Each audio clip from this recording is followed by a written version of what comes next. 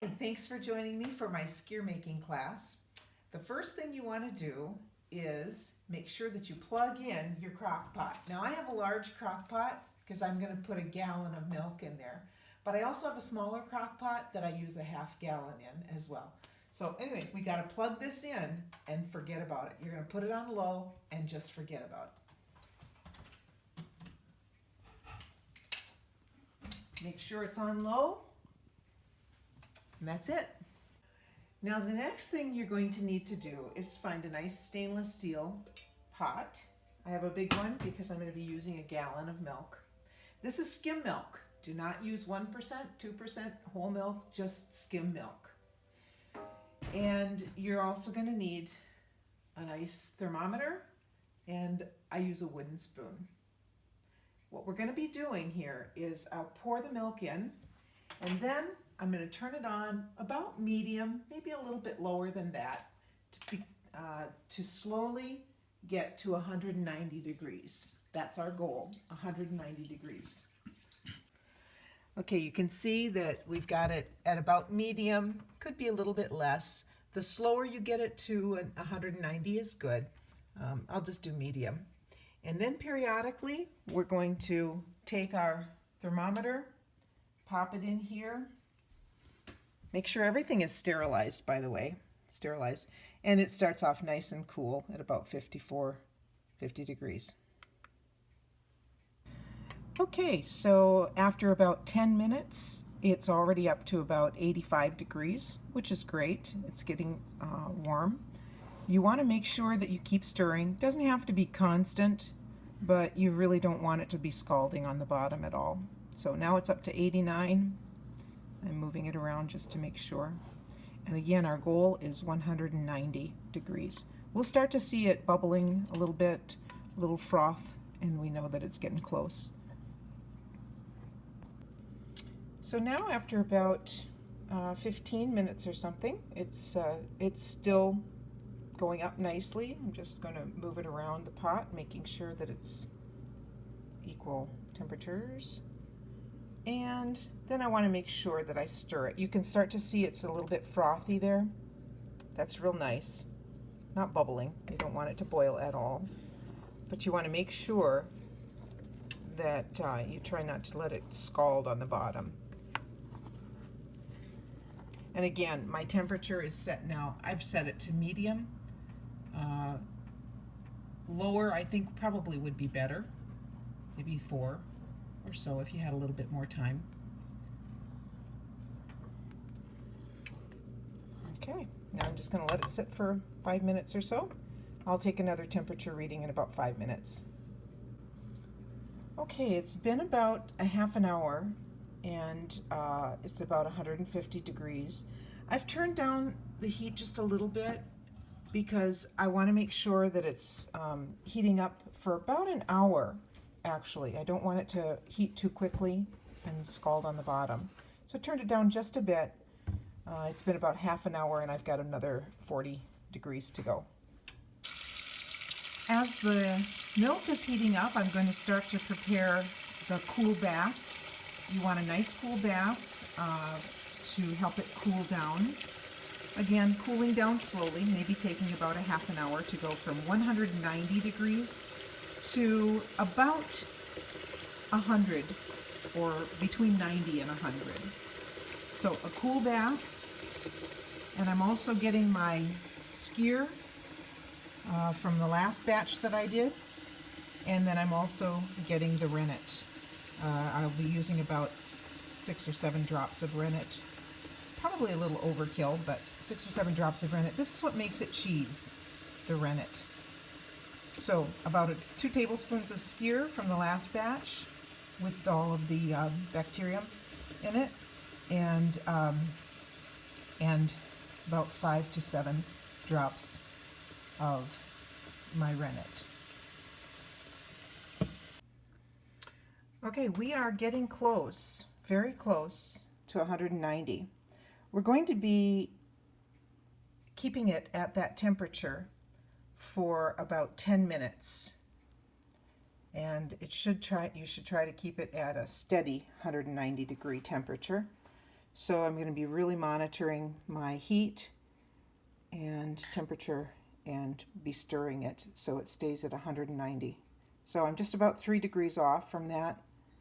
It's been about 45 minutes that I've been doing this, so just want to make sure that it maintains the 190 for about 10 minutes. And then I'm going to put it in the cool bath till it gets down to about 100, maybe around 95 is perfect. Okay? That is what we want. And we want to maintain that for 10 minutes. So I have to really watch my temperature. Okay, that's right about where I want it for 10 minutes.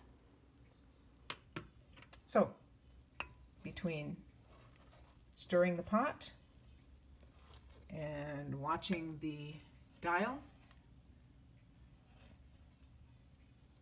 that's my goal, 190 for about 10 minutes.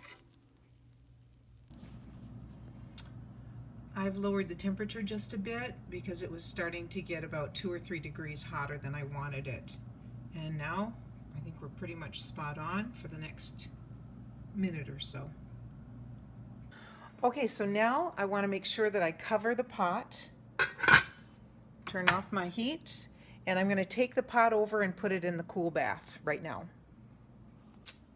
Okay, there it is. I've been very careful not to get any water splashed up anywhere. And it's going to cool down. Might take about a half an hour, but I'm going to check it after about 20 minutes. Down again to about between 90 and 100 degrees. In preparation for the next step, I grabbed a couple of towels, and this is what you're going to be wrapping the crock pot with once we get the milk in the crock pot. Okay, so here's my crock pot. Here are my towels. And I'll just let those sit till I'm ready. It's reached the temperature that I want it to be. It's about 100 degrees. And so now what I'm going to do is I'm going to take a little bit of this warmed milk and I'm going to mix it with my starter, which is skyr. If you don't have leftover skyr, go ahead and get some Sigis or any other kind of Icelandic skyr. It'll have the right bacteria in it. But otherwise, every time you make skyr, set a little bit aside so that you can make it again. Okay, so I'm going to add a little bit of this. I'm just going to grab a spoon. Again, try to keep everything very sanitary, sterilized. Okay, so now I'm going to put the lid back on just to keep it warm. I'm going to mix this so it's smooth and get my rennet at the ready. Again, it's the rennet that makes it cheese. A lot of people think that skyr is yogurt, but it's actually cheese. And the rennet is what changes the composition, I guess. All right, so I'm going to add about 5 drops. 1, 2, 3, 4, 5, oops, 6. And just stir that in so it's nice and smooth. Okay, no lumps. You don't want lumps. And what you're going to be doing then, okay, nice and smooth. Oh, creamy smooth. Yum. Okay. So what you're going to do is you will be very careful. Don't get any water in here. Remove the lid. Let it sort of dry off. Okay. Now, remove, first thing, unplug. You do not want this plugged in. So you've left it on low for that hour, hour and a half. Okay. And then you're going to unplug.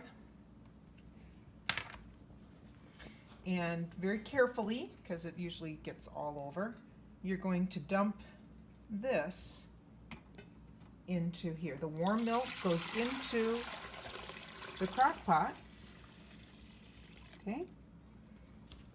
And then you're going to add the skyr from before with the rennet in it.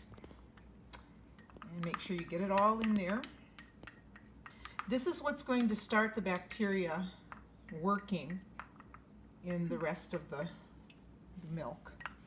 Okay, so we're going to make sure we get as much of that out as we can. That's from my last batch of skyr.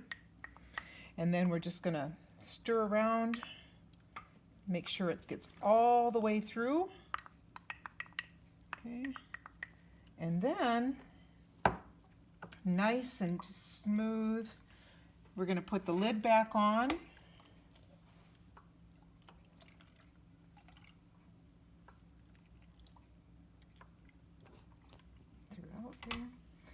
Put the lid back on.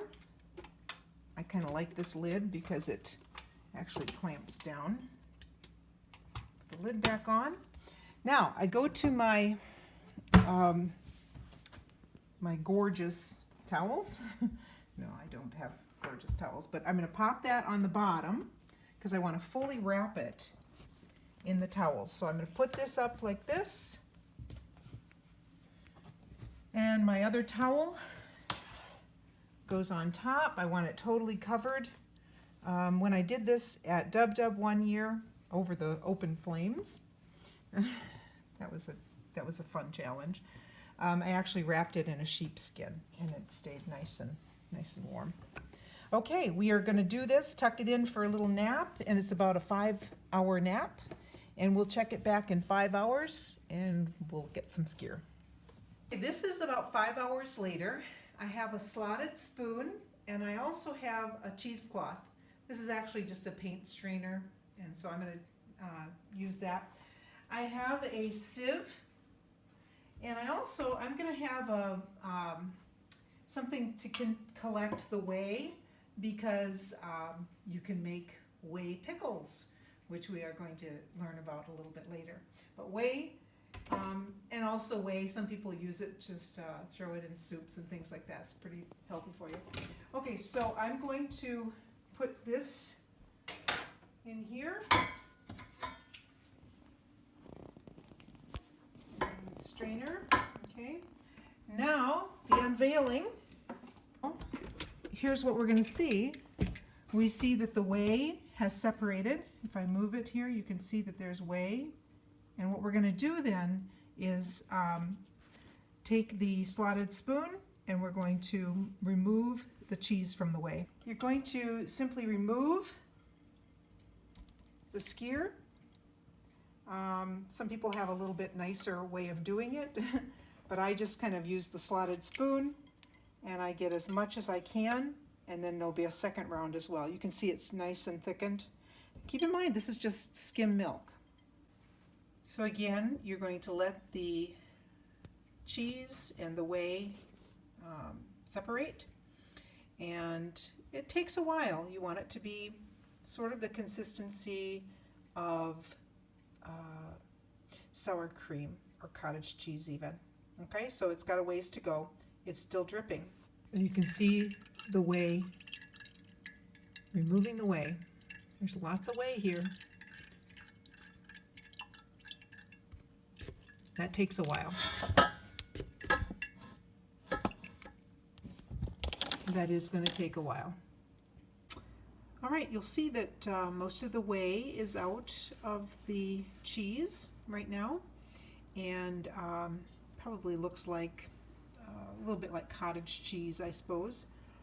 And now I personally like my skyr nice and smooth, so I'm going to cheat, and I'm not even going to whisk it. A lot of people might whisk it, but I'm just going to take my my blender, and I'm going to blend it up. Now I'm going to just plop this in to the blender, and it pretty much comes right out, just like a big plop. And now I'm just going to blend it as best I can.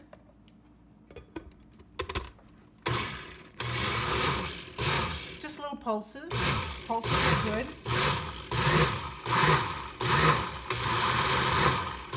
I do like the creamy. I do like the creamy skyr. I'm going to take a spatula and just kind of push it down. So here you can see inside. I'm just going to pop that on.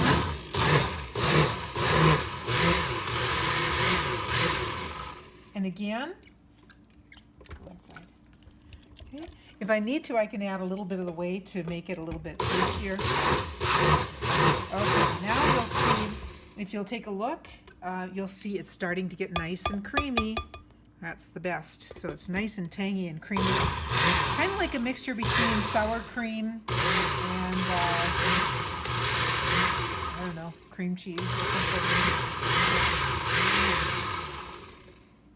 I'm sure that in the Middle Ages they did not have a nice instrument like this, but that's what I like about the word anachronism.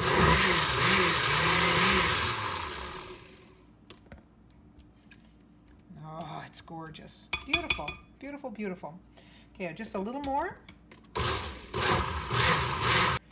So here you can see this is a beautiful skyr. Just a beautiful skyr. Kind of the consistency of sour cream or a thick yogurt. And remember, it is a cheese, and it's got a nice little tang to it. So, there you have it. That's as easy as it is making skyr. Remember to set aside a little bit for your next batch.